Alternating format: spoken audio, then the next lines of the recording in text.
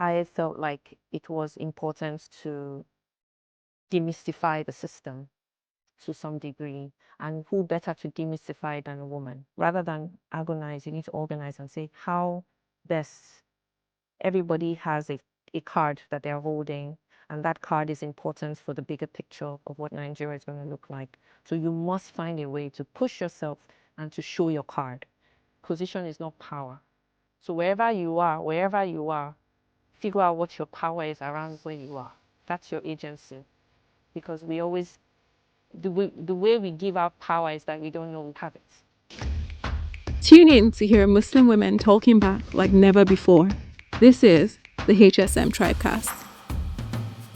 Hi guys, Assalamu alaikum and welcome back to the HSM TribeCast, the podcast by Muslim women for Muslim women. Women are always told where their place is, whether that's in the kitchen or in the bedroom or not at the sidelines, be seen, not necessarily heard, and if you do have to speak, perhaps not too loud. Women who dare to break that status quo are something of an anomaly, but rightfully so. I have an amazing guest joining me today, a woman who some would say has defied the standards of Nigerian society and is setting the stage for what female representation looks like. Khadijah Okunnu-Lamidi, welcome to the HSM TribeCast. Thank you for having me. Hello, everyone. Salam alaikum. Wa alaikum salam. Thank you so much for making out the time. For those who do not know, Khadijah was a former presidential aspirant for the Nigerian general elections a few years ago. She's currently defining what that impact space looks like in terms of social impact, and ultimately an advocate for increased representation for women. So it was a no-brainer when thinking of who would we like to speak to just around the topic of women in leadership and governance and what that stage looks like. We absolutely had to have you. So thank you for making out the time. Thank you. It's an honor to be here. Right. We always start with an icebreaker. So 2 truths and a lie about Khadijah. 2 truths. What are the truths? Okay, I'm a Christian. I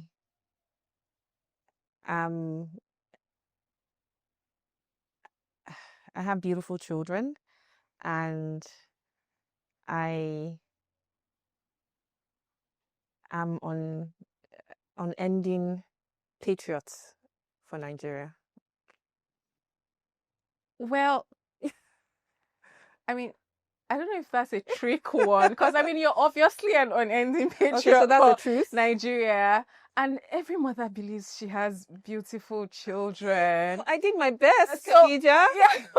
Okay. We'll let Okay, so you what's go. the lie? You're a Christian. Okay, all right. So you got it then. Yay, she did well.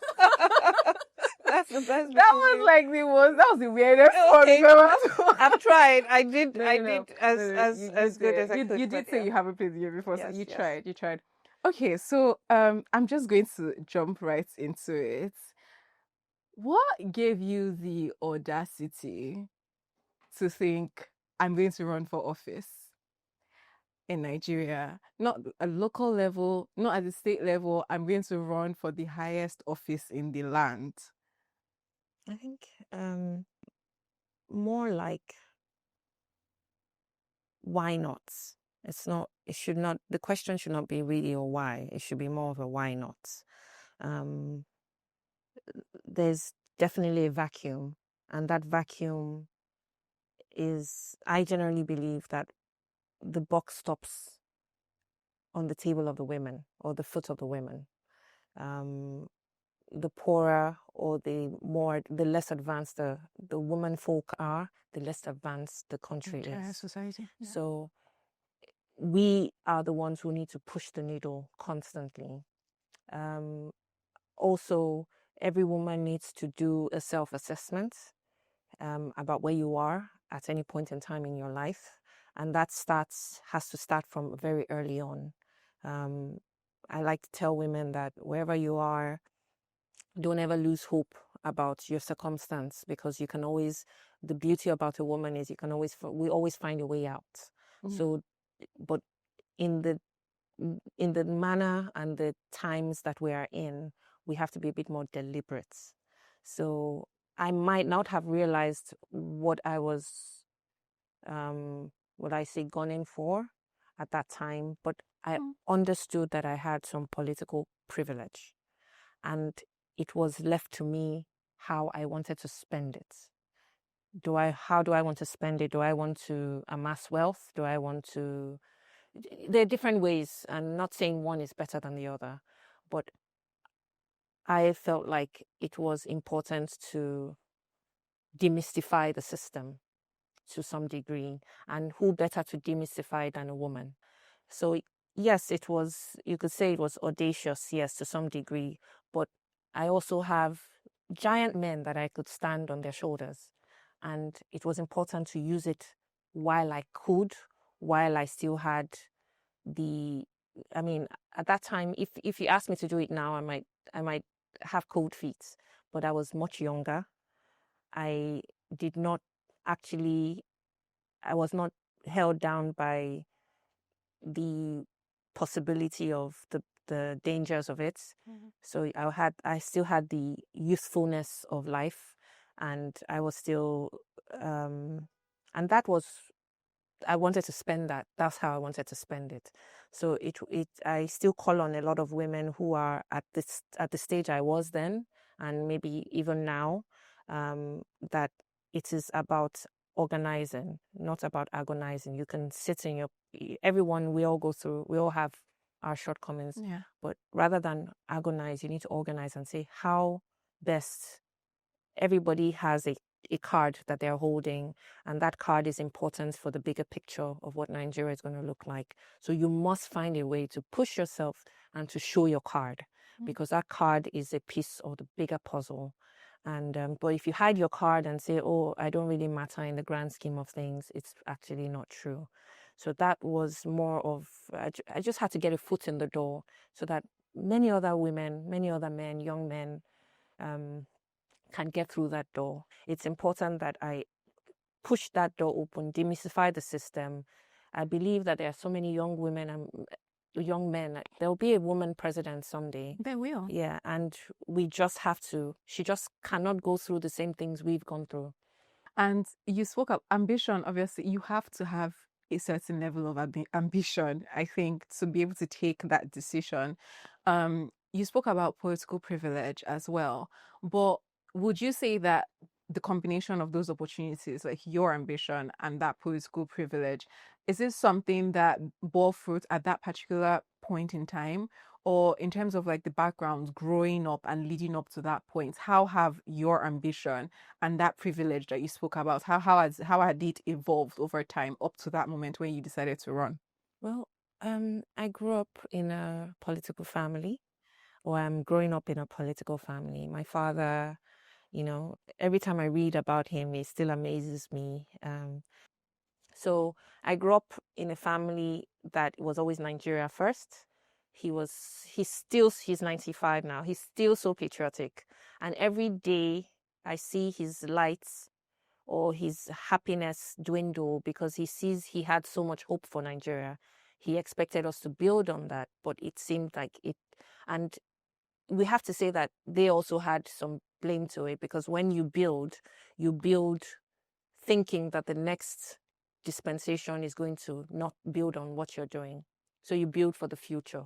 And they just built for their time and expected that it to be carried on. Being in school, in Unilag staff school, allowed us to mingle, which is something we don't have now. So as a staff school, you have children of the cleaners, children of the drivers. They have bursaries. They can attend. You're sitting in class with them. It's not elitist. It's not elitist at all. So you have an idea of what everybody's issues are, because children come home to school with... there's no bubble. You understand it. Yeah. So that is how governance is supposed to be built. Because when you ascend to governance, you understand what the cultural differences are. You understand every single niche that you are supposed to be catering to. You understand them. So it was a situation where you had a certain level of empathy towards each other. Because whether you're still studying the same thing, you're still learning the same things, but when you go home, there's a little difference. Yeah. But the government is there to ensure that in the classroom, you don't feel that difference. Yeah. But as we've grown older, the divide has widened. I understand that people struggle and we're all struggling for survival, but when you do have privilege, I believe, is responsibility. And you do know when there needs to be an intervention, and that is what I came in to do. Yeah. When you decided to, even though you did have, more privileges than most in terms of already having that high level of exposure, living within the circles through your family, when you did decide to run though, what was the response like in terms of from the goods to the bads to the, Okay, are you absolutely out of your mind? I'll start with the good, because it's always important to showcase the good side of it. I didn't have that much pushback, I have to say. I must say that the pushback was less. That's why I keep saying the river is not that deep. Yeah. I have to say that the men, the women, I had so much support. So the idea of women not supporting women, I don't believe it.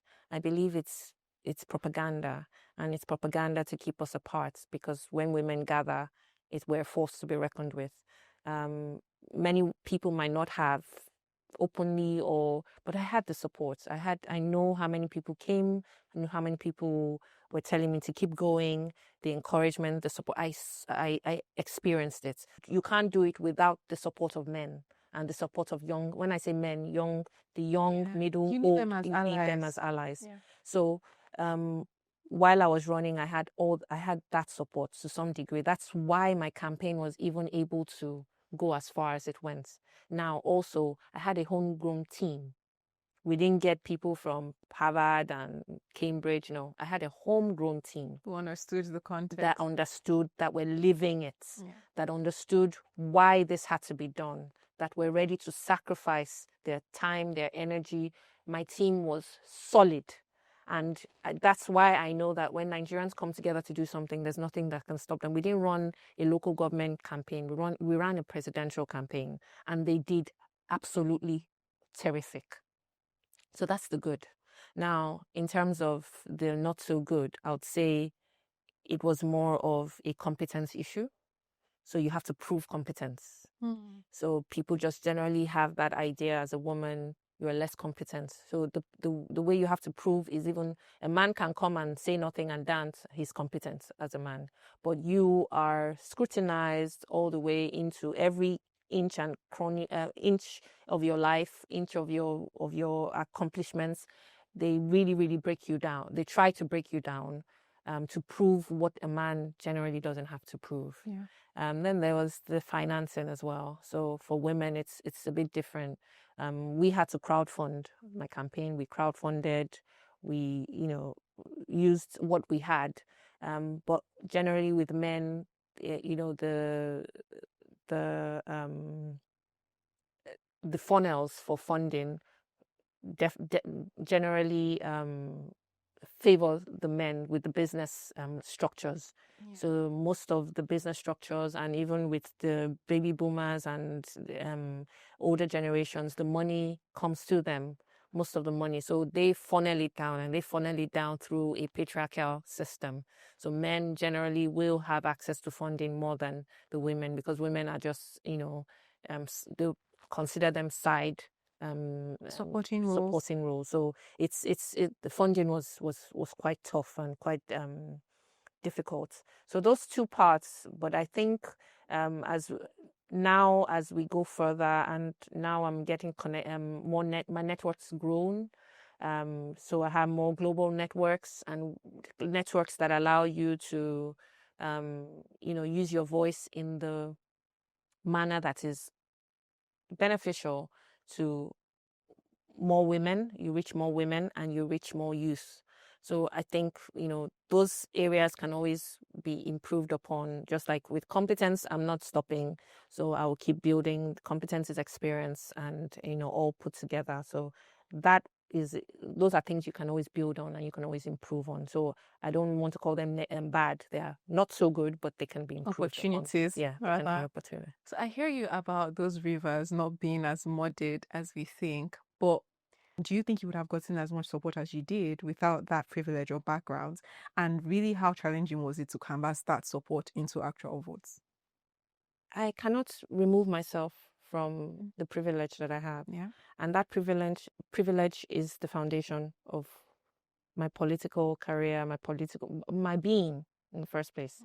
My father had laid such a heavy foundation and that's why the works you do is quite important for your family lineage. You have to understand that even the president now at some point had or needed my father's support in the beginning of his political career. So it's important that we have that foundation which I'm able to stand on but not break.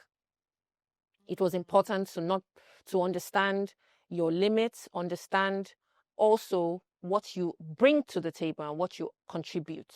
So it's not just that you have the privileges, that you are able, that's what legacy is supposed to be. It's not built on one foundation, it's built over time. Yeah. So you also have to come to the table with enough, will I call it, enough pizzazz to add to what is on ground.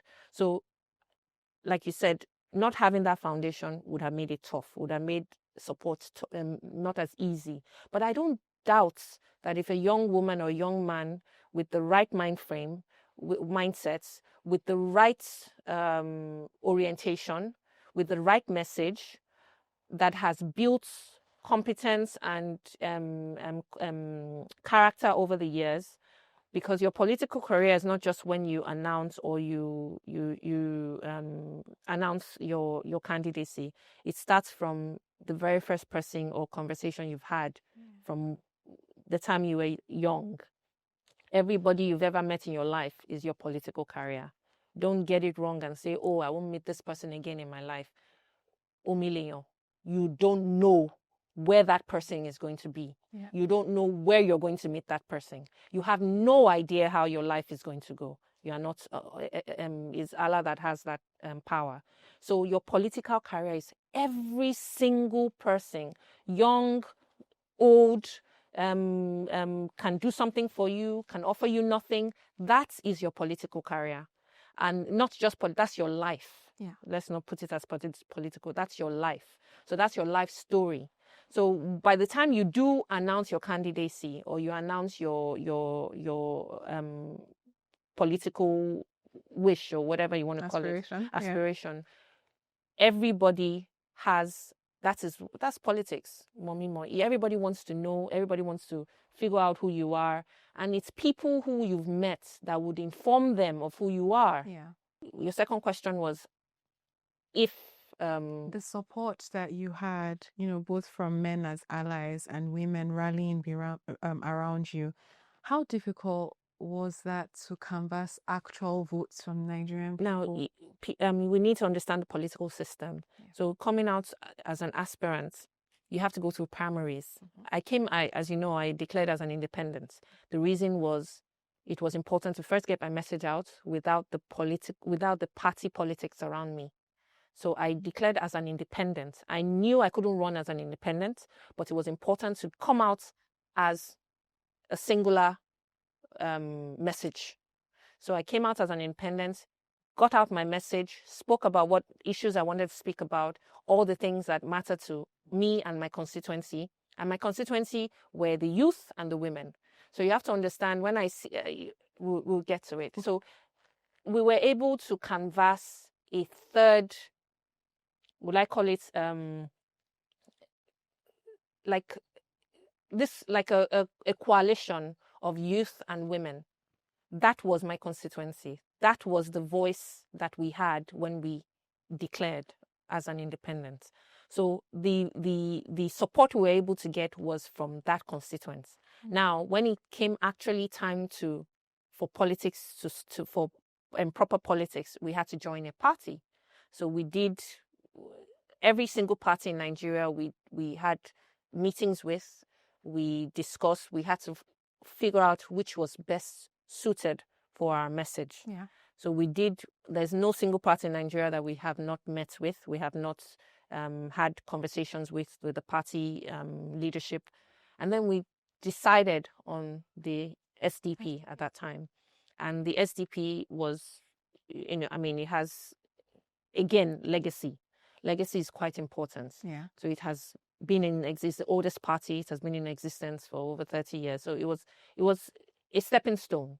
And it was important to have that stepping stone that allows you to get your message and reach as many Nigerians as possible. So there's no single local government in Nigeria that is not represented in the party that I didn't have access to, that I didn't have access to send the message that's of our time to now. So it was important that that message got out. Yeah. Then once we're able to, so you have to understand, you have wards in parties. Yeah. You have to go through the primaries. And many of us don't really understand that politics happens before the general elections. Yeah. The real selection has happened before the general Negotiations, elections. everything. So you have to be involved before that time. It's not about having a voter's card and going to the polling unit. It's already the choice of people on the ballot on that day is dependent on you, pretty much. So like let's take where we are, for example. You have maybe 5 wards in this local government. And each of the wards, they have ward meetings maybe once every month. It's happening as we speak. It's happening. So once every month, they pick an eatery, or they pick, if they have a ward office, fine. But they pick an eatery or wherever it is, and they meet. Most times this ward of meetings, maybe 10 people show up. And now in this ward, you have a chairman of the ward, you have a vice chairman, you have woman leader, you have youth leader, you have all these positions. And I can guarantee you that in this ward where you are, the head of the boss of the NURTW guys is the chairman. His girlfriend is the youth leader, is the woman leader. His conductor is the vice chairman. You have to understand that those are the people that are your ward. That's ward level politics. Yeah. Now, when it comes to primaries, these are the people that they choose to go for primaries. Those are the people, when you talk about delegates, those are your delegates. So if 10 of us here go to a ward meeting for our ward, and we just stroll in and say, hey, this is my party, I'm going for my ward meeting. First of all, you destabilize it, because they're going to have elections to choose this. If you have enough people backing you that you came with, you guys will take over the ward. If all the wards are taken over, when it's time to pick delegates, that you are going there, you have a voice, you know what you're going for. When they go, they just go for the highest bidder. Yeah. But you have to go with a voice. You already know, you've decided what are our metrics. A person who is going to build 5 schools in their first term, they're going to build 5 hospitals. You have to have a developmental plan. It's not just, I'm going to do this and you say. No. What are the statistics when you are leaving office? What do we expect of you? We expect 10 schools. It's not difficult to do. We expect 5 hospitals, so grade. We expect our roads, how many kilometers of roads? 30, 50, 100, 1,000 kilometers of road to be done in 4 years. It's doable. There's money for it. But when we don't have these metrics, we just go and then they say, we did this, we did that. You can't really, there's no comparison. There's nothing to compare to.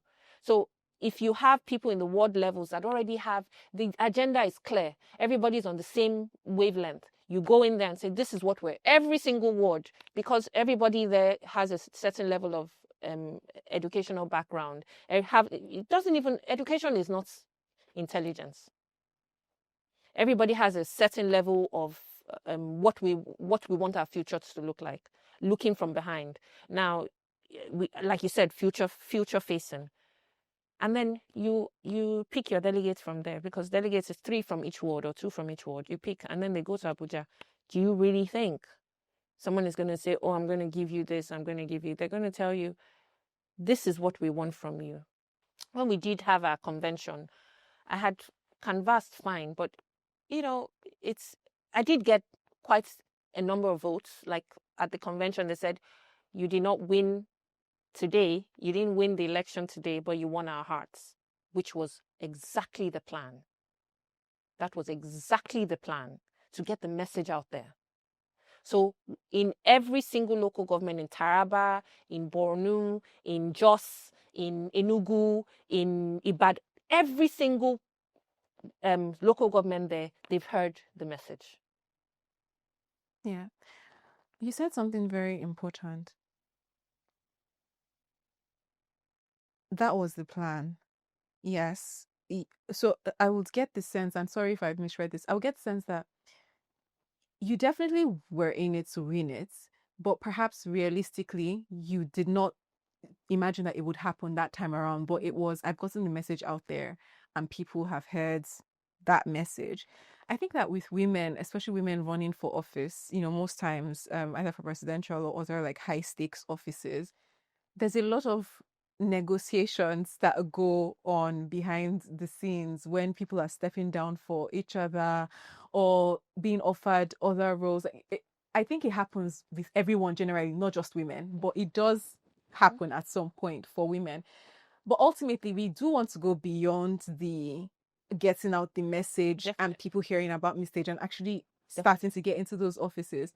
What would you do with your experience then and everything that you know now? Is there anything that you would do different and something that another woman who wants to run for office needs to do different to actually get past that stage? Okay. Like you spoke about stepping down, I haven't spoken about it, but I was threatened. There was a bit of propaganda, as you know, there'll be digital violence against women in office. That's normally used. So I was threatened and I was tried to be coerced into stepping down. So my primaries, I was the only one who ran. Every other aspirant stepped down. So I was the only one who ran to the end. And you can only tell why that would be the case. Why do they want me to step down so vehemently? What was the reason? And I chose not to. So like we said, the votes that are even amassed during the primaries they didn't want to take any chances. Let's put it that way. They didn't want to take any chances or whatever. And like I said, there are some things I understood that I couldn't match at that time. And we have to be realistic. I knew that I had to have a reality check. It wasn't detriment. I went into, it did hurt me. I went into, it was quite depressing. I was also losing an election is not an easy thing, but I did run. What I think I would have felt a bit worse if I had stepped down, and the people who step down I believe never get their feet anymore, because if you intended to run, if that was your intention, you have to follow your intention through, and that gives you conviction on what your aspirations, whether they were true or false.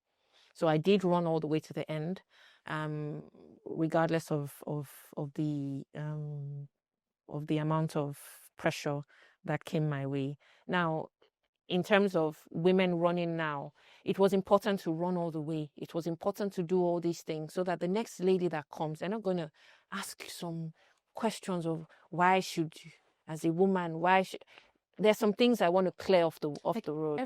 I think that every sentence that starts with "as a woman," it's already, even here on the podcast, every question that starts with "as a woman," I'm already like, that's okay. So all the questions of how do you balance home life and home life and politics, those questions, if a woman presents herself to serve, if you present yourself to run for office, I believe there are certain things you've taken care of in the home front, in your personal life, for you to present yourself. So those questions are not really necessary. for women coming up. And I want women out there to also start understanding that you need to, actually, when I came out to run, my dad was against it. You have to understand. He was quite against it. Why?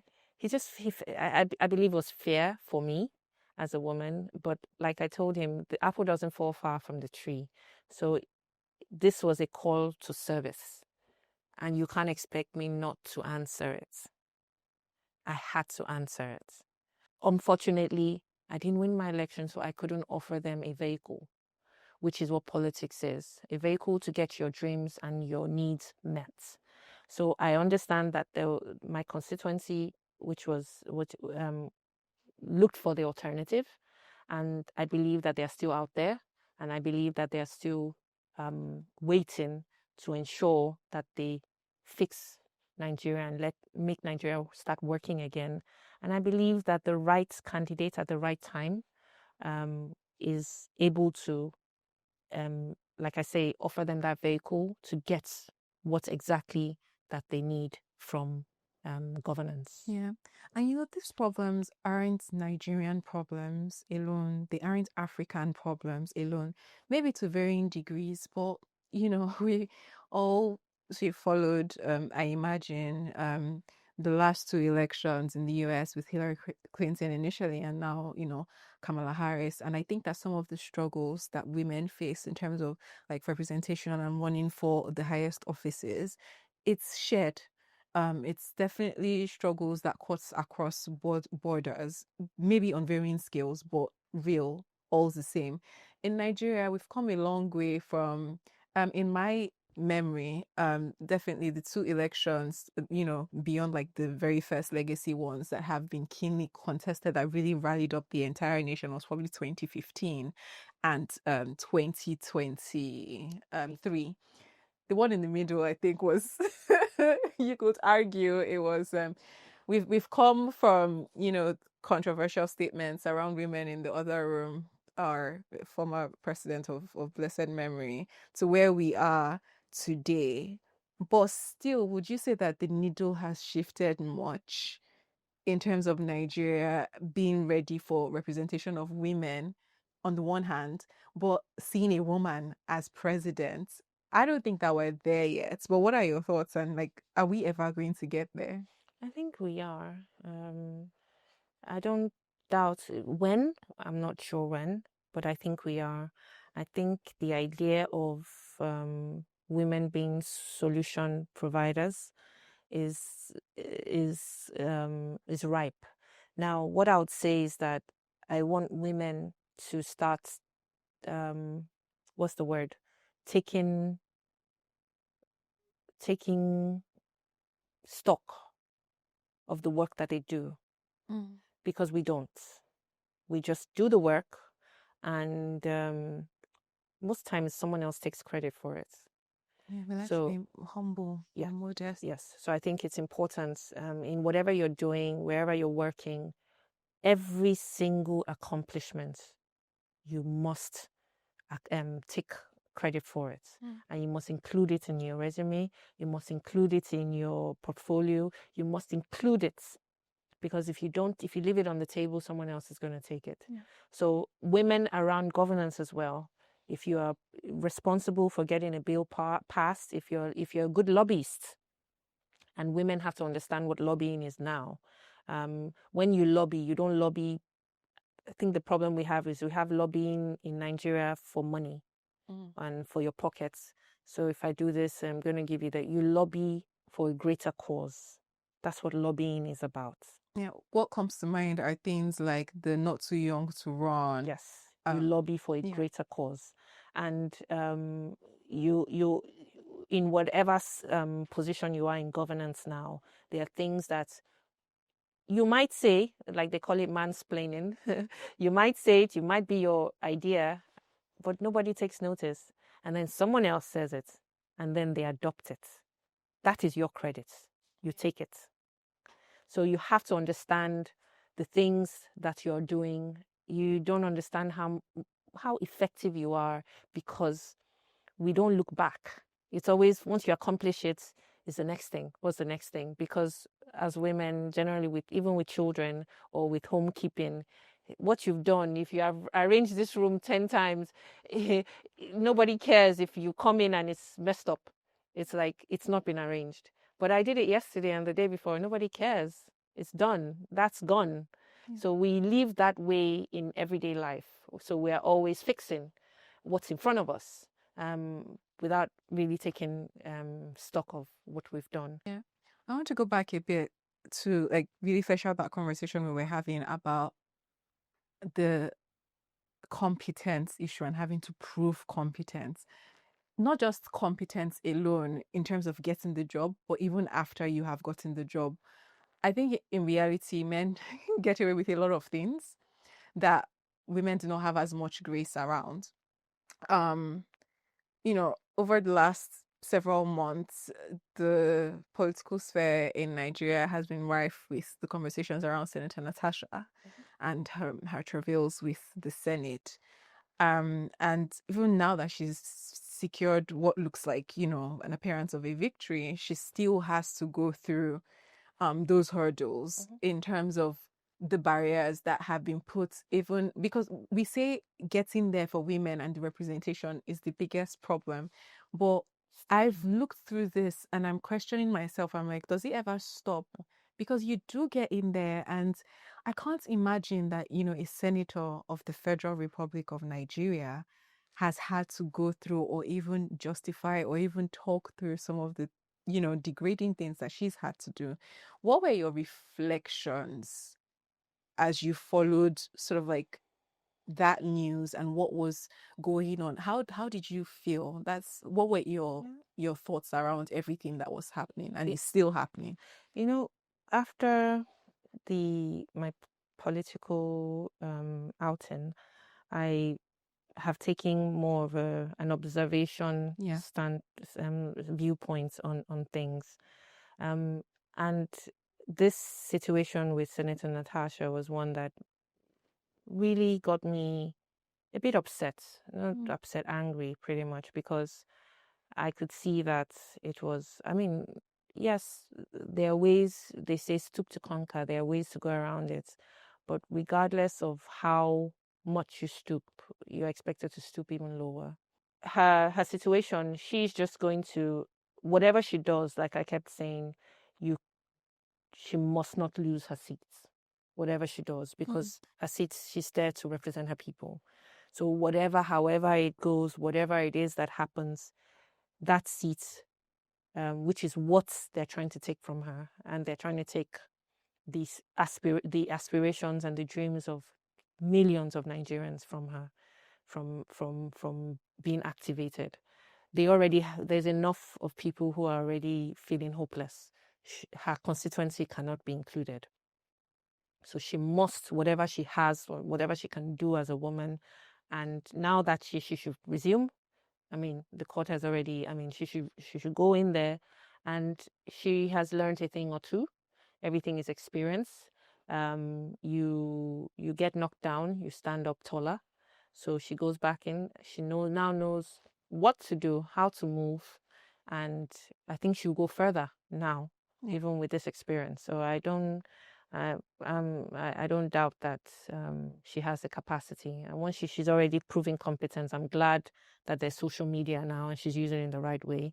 Everything that she does, she's owning it. She's taking ownership. So it's important that she goes in and she continues, because her people need it.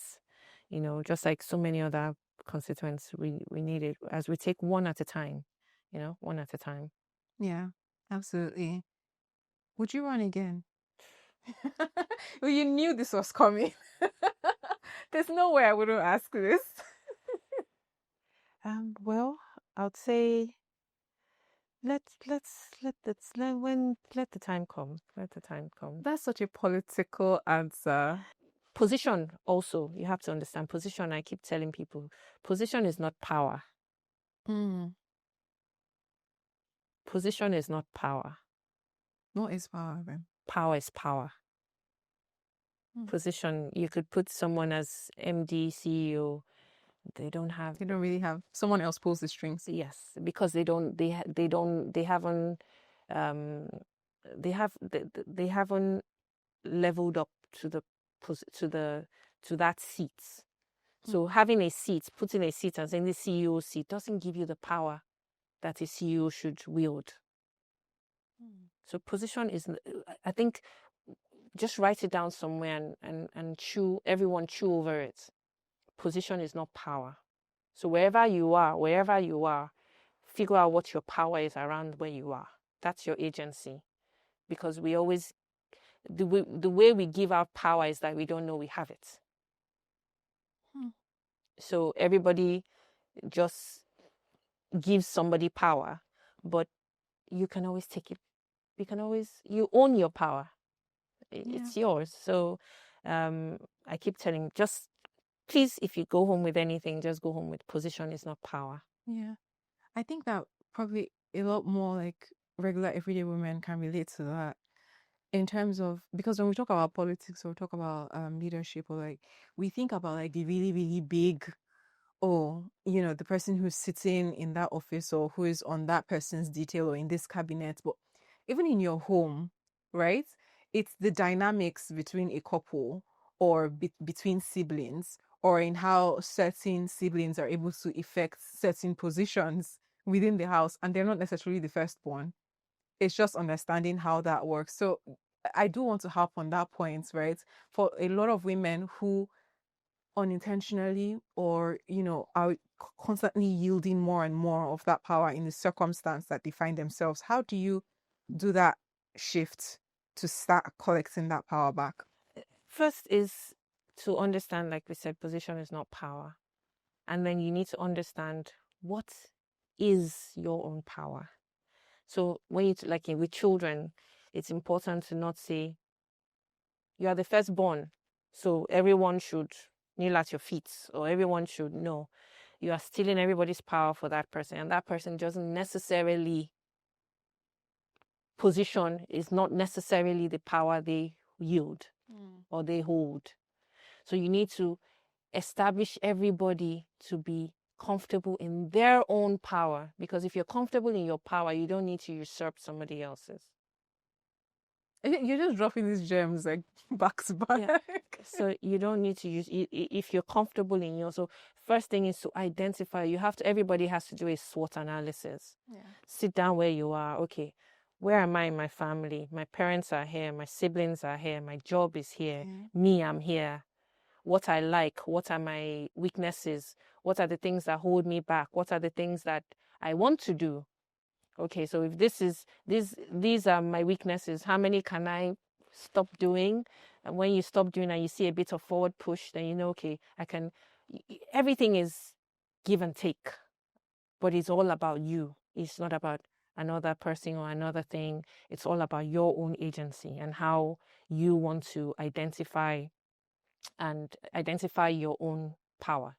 So everyone has to identify their own power. Yeah, their strengths. Their strengths. And in a couple is the same. So yes, they say man head of the house, so the woman neck of the house. Okay. So if you put it in that context, none can exist without the other. So yes, you identify this is what you're good at. But a person being the head of the house doesn't necessarily mean that they can lead or carry the household in a certain way. They still need assistance, or they still need, sometimes they revert to the other spouse, but then the other, she naturally or generally will not get the recognition, because they'll say, it's him. So again, it's important that everybody just recognize you can respect each other's powers or each other's gifts without necessarily wanting to usurp. Yeah. You can identify, she's good at this. When you are with your boys, you don't have to generally talk about what she's good at.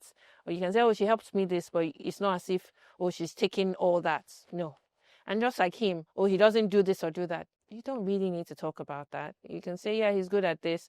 And keep your power, keep your own, what you do or whatever to yourself. It's okay. You don't necessarily have to bring someone down to look. That's also usurping power, trying to bring someone down to Taking look from good. someone Yeah. else's, yeah. So that's still, so it's I believe that they're the dynamics. If we're able to each his own, if we're all able to identify and work on ourselves individually, that's the only way we can further the ideals of a common of our commonwealth and of a common progressive nation, I think. Thank you so much, Thank Khadijah. you. This no, this has been an amazing conversation. I enjoyed it. I've been looking forward to it. Thank you. So and yeah, I think that we did justice to it. My key takeaways are you need to identify your power as a woman. You, whether or not you are living in that power or wielding it or yielding it to someone else, but first even identifying what that power is. Remembering that you need allies, you can't do it alone. And I don't think that you should. The one thing I've learned from you and I'm going to carry forward is you should not pretend or be shy of your privilege. If it's there, then it gives you a head start. I hope this was useful to you, or someone else. A woman's place is wherever she decides it is, not wherever someone else tells her it is. Until next time, like, share, subscribe, and enjoy life, love, and faith on your terms. Assalamu alaikum. Alaikum salam.